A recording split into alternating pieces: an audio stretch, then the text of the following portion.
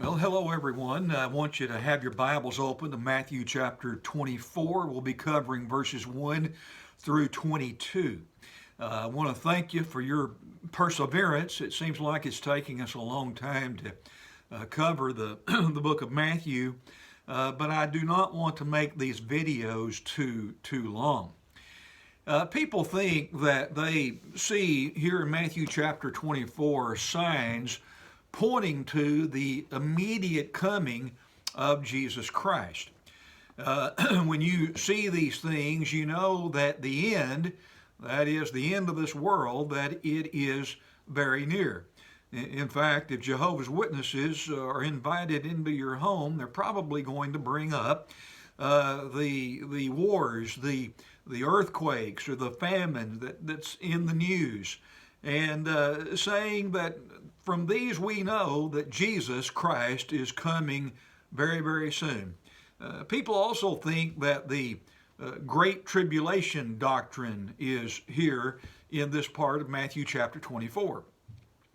By the Great Tribulation doctrine, I mean the premillennialists are saying that when Jesus comes again, that there will be the rapture and the righteous will be caught up to be with the Lord for 7 years to escape what's going on the earth, and that is the Great Tribulation. Great tribulation on this earth for 7 years, they say. And so they get the Great Tribulation doctrine right here in this passage that we're covering now.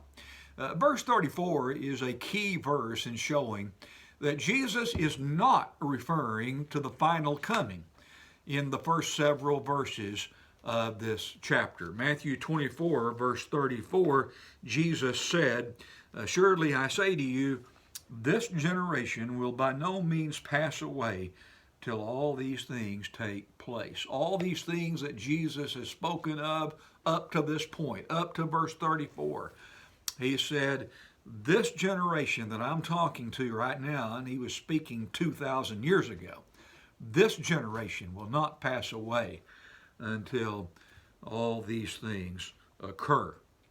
All right, now what prompted Jesus to say what he said here in Matthew 24?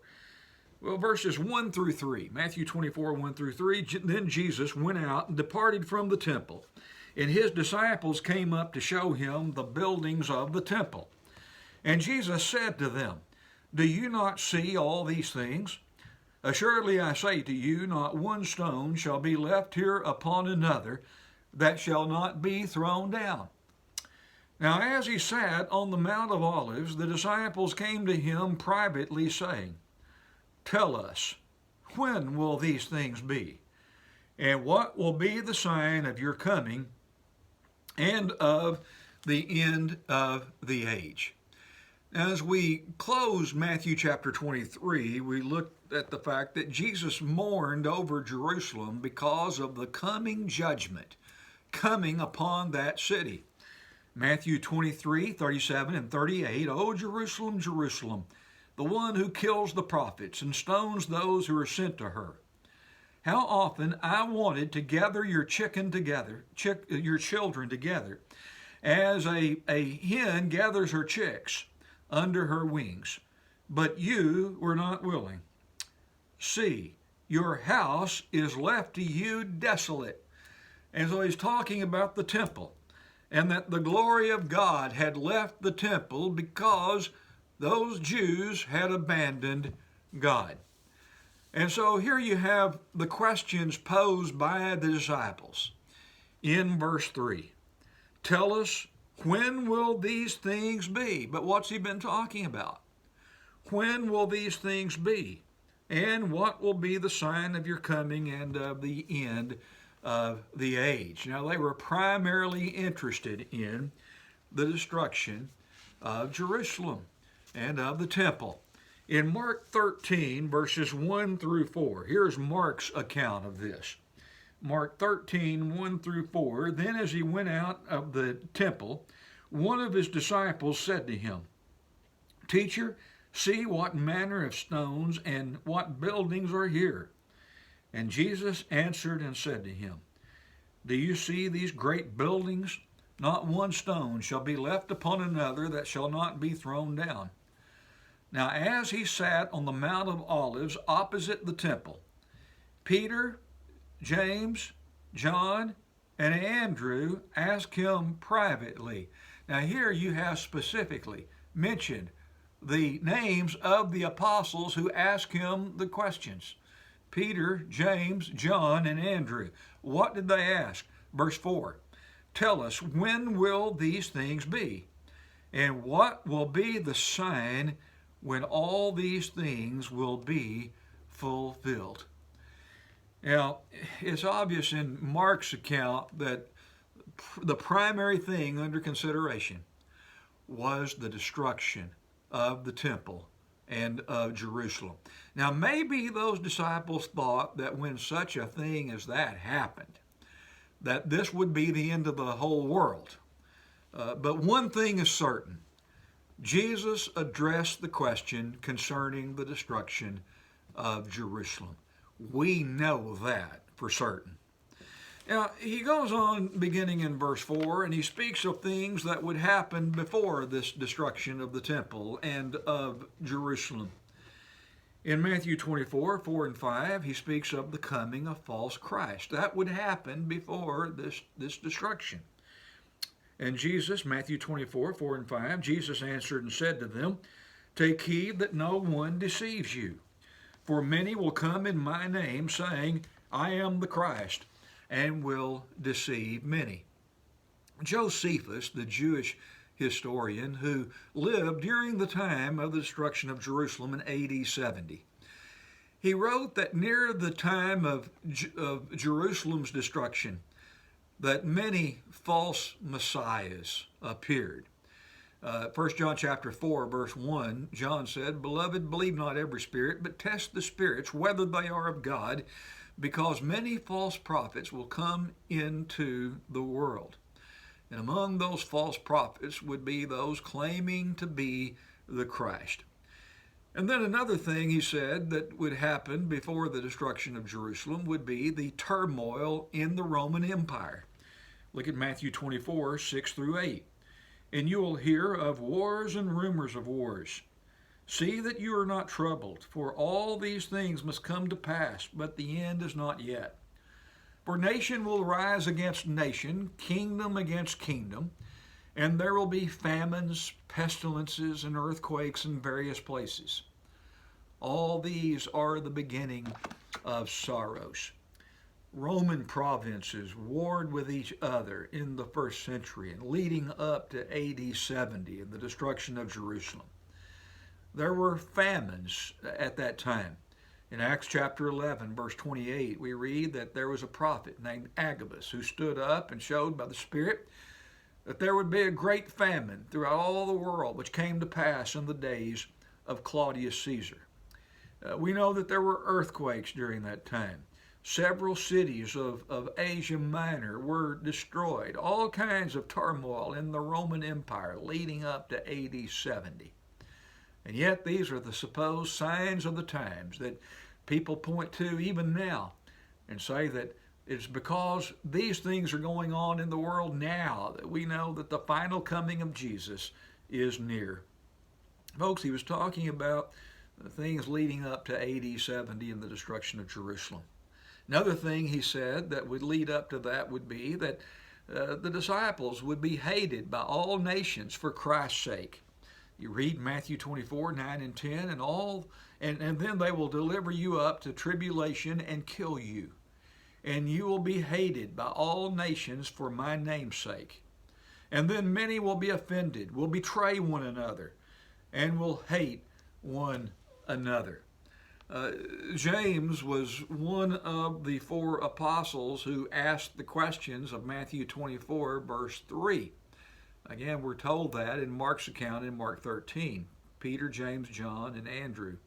James was one of them. What happened to James? Well, we know what happened to James in Acts chapter 12, verses 1 and 2. He was beheaded by Herod. Tacitus, a Roman historian, stated that, I'm quoting now, the Christians were a class of men hated. They were hated on the earth on account of their crimes. Christians would rat out other Christians. We read here in Matthew 24 about the betrayals, how that Christians would be delivered up and betrayed. They would be ratted out by other Christians. Christians would give information to the authorities, and some of them would be killed. And then he speaks of the coming of false prophets in verse 11. Then many false prophets will rise up and deceive many. And again, some of those false prophets would be false Christ, but all of them would claim to speak for Christ, but they would be deceivers. And then in verses 12 and 13, during these tough times, many Christians would not endure. And we read this now, verses 12 and 13, because lawlessness will abound and the love of many will grow cold, but he who endures to the end shall be saved. Well, he who endures to the end shall be saved, but he said many will not endure because the love of many will grow cold. In the book of Revelation, chapter 2, verse 10, Jesus said, be faithful unto death, and I will give unto you the crown of life. When Jesus said, be faithful unto death, I do not believe that he's saying just be faithful up until the time that you die. But he's saying be faithful unto death, that is, even in the face of death. When men are threatening you to kill you because of your faith, you make sure that you are faithful in the face of death.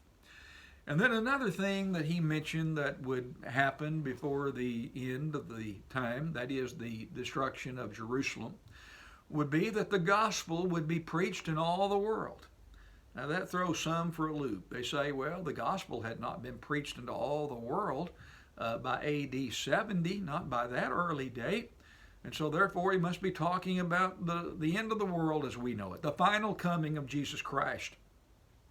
But we read here now in Matthew 24:14, Jesus said, and this gospel of the kingdom will be preached in all the world as a witness to all the nations, and then the end will come. Now, we know from the book of Colossians, as Paul stated very clearly there, that the gospel had been preached in all the known world at that time, at the time that Paul was writing the book of Colossians. We read here in Colossians chapter 1, I'm going to begin the reading with verse 3. Colossians 1, verse 3, we give thanks to the God and Father of our Lord Jesus Christ, praying always for you, since we heard of your faith in Christ Jesus and of your love for all the saints, because of the hope which is laid up for you in heaven, of which you heard before in the word of the truth of the gospel, which has come to you as it has in all the world. He said the gospel has come to you as it has in all the world. Reading also in verse 23 of this chapter, Colossians 1:23, he said, the gospel which you heard, which was preached to every creature under heaven, of which I, Paul, became a minister. In Mark 16, verse 15, Jesus commissioned the apostles, and he said, go into all the world and preach the gospel to every creature. So the gospel was to be taken by the apostles into all the world, preached to every creature.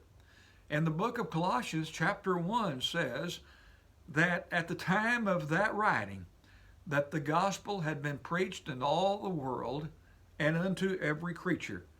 The book of Colossians was written in 62 AD. That was 8 years before AD 70 and the destruction of the temple and the destruction of Jerusalem.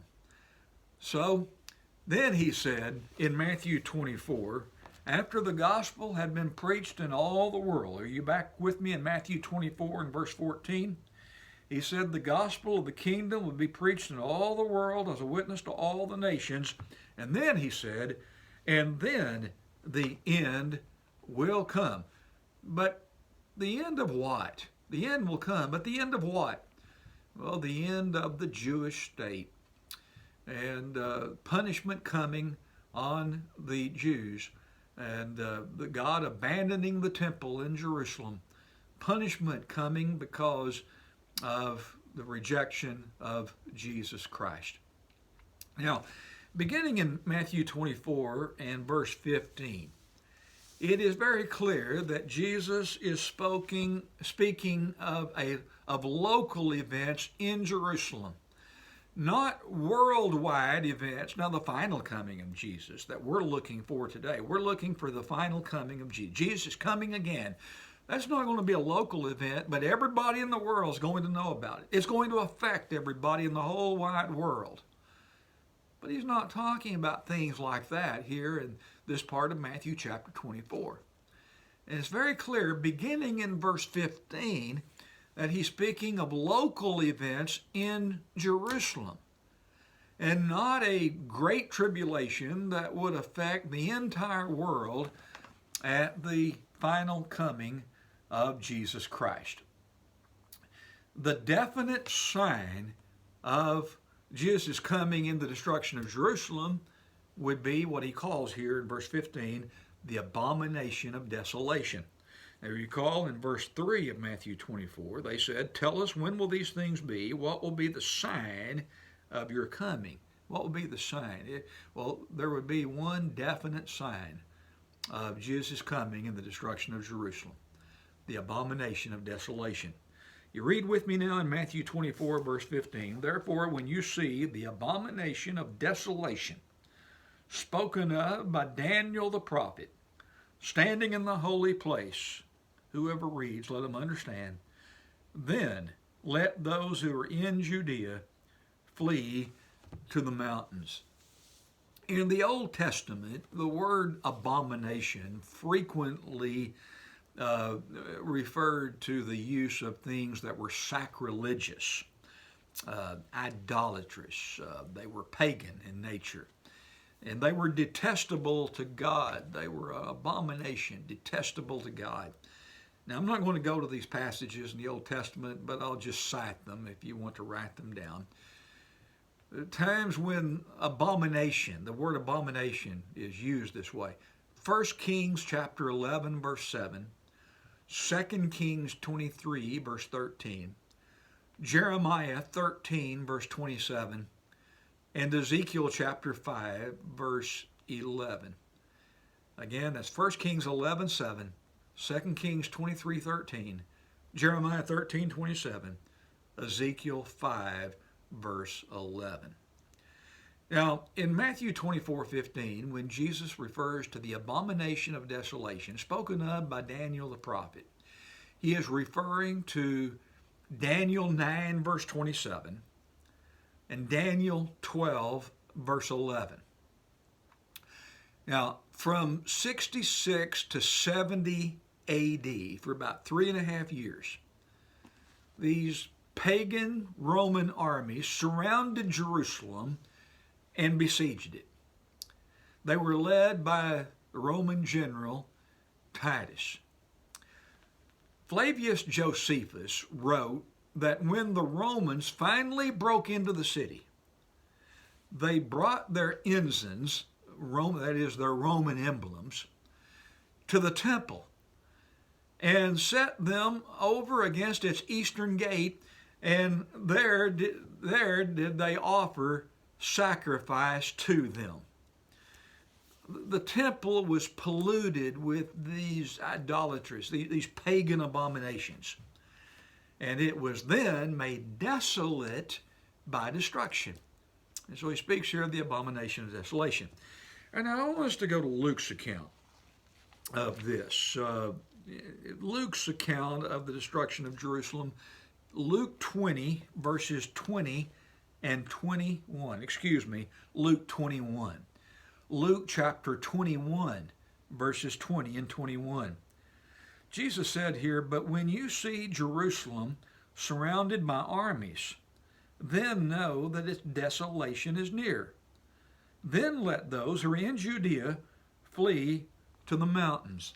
Now, in Matthew's account, Matthew 24, 15 and 16, he said, when you see the abomination of desolation.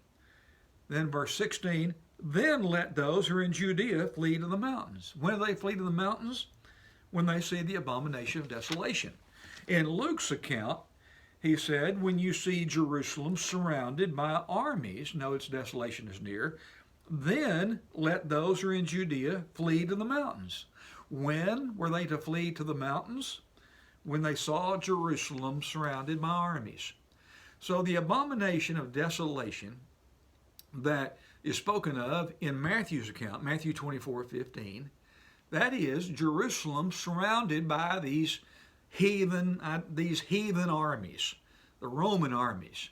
Then you know it's time to run. The desolation was near when they saw Jerusalem surrounded by armies. Now that ought to make it clear to us that he's not talking about the end of the world. He's talking about the end of the Jewish state, the end of Jerusalem and the destruction of the temple in Jerusalem. Now he says, when you see all that happening, then you know it's time to run. Here's the definite sign for that. See Jerusalem surrounded by armies. Run. Get out of there. We see this in Matthew 24:16 through 20. He said again, first of all, in Matthew 24:16, then let those who are in Judea flee to the mountains. And don't you see that that would be a local event? It would affect those who are in Judea. That's where Jerusalem was, the province of Judea. And he said to them, you know, it's time to get out of there. It's time to run.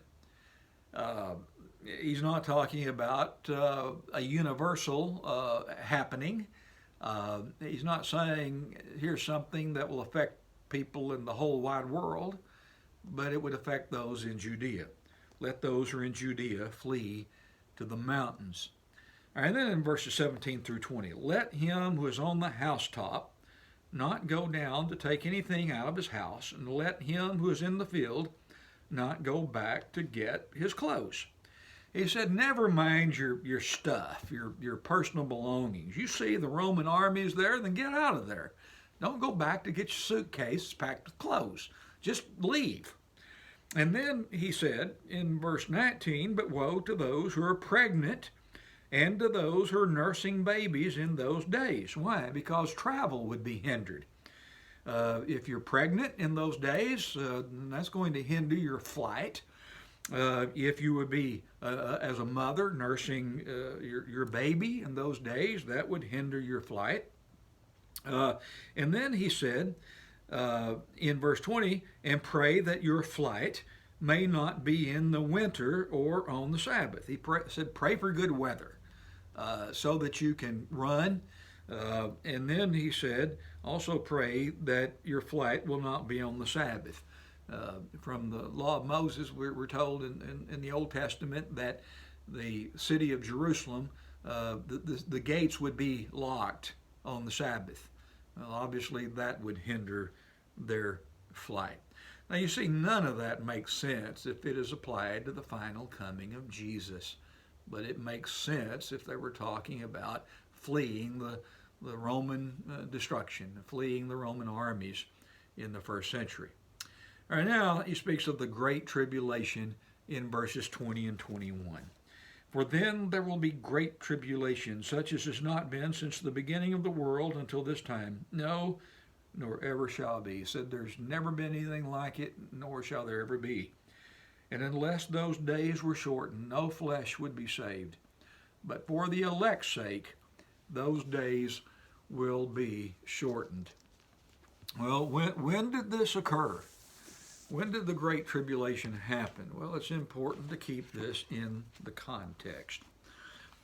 I'm going to read now some words by Flavius Josephus, this Jewish historian who lived during the time of the destruction of Jerusalem.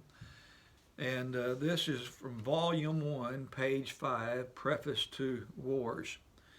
And as I read now, here's what Josephus said. He said, accordingly, it appears to me that the misfortunes of all men from the beginning of the world, if they be compared to these of the Jews, are not so considerable as they were.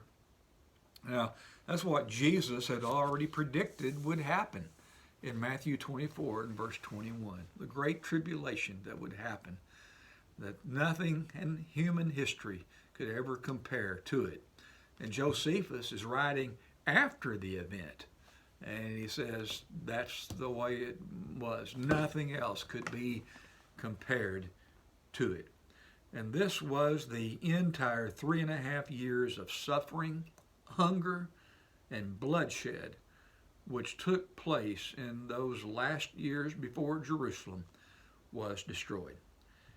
We're told from secular history that Titus, that Roman general, that he drew a line around the city and put to death all deserters. And then outside the city, hundreds of Jews were crucified. Inside the city, civil war broke out. We're told from history that the famine was so severe that mothers killed their children and ate them. Jerusalem was destroyed on August the 10th, 70 AD. And you know, that was just a little bit less than 40 years after Jesus had predicted that destruction in Matthew chapter 24. Josephus estimated the entire number killed during that siege at 1.1 million. Nothing like it.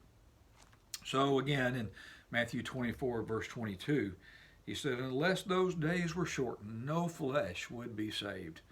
But for the elect's sake, those days were shortened. God acted mercifully. Mercifully, he did not allow the destruction to run its full course. It could have been even worse. In our next lesson, we're going to finish chapter 24. In verse 36, Jesus transitions to the final coming of Jesus. He says, but that's different than Jesus coming in the destruction of Jerusalem, because there will be no signs pointing to Jesus' final coming. He said there would be signs, there would be things leading up to Jesus' coming and the destruction of Jerusalem in AD 70. And then there would be that definite sign when people would know to run. But with reference to the final coming of Jesus, his second coming, well, there will be no signs. And Jesus will come when men are not expecting it. Thank you.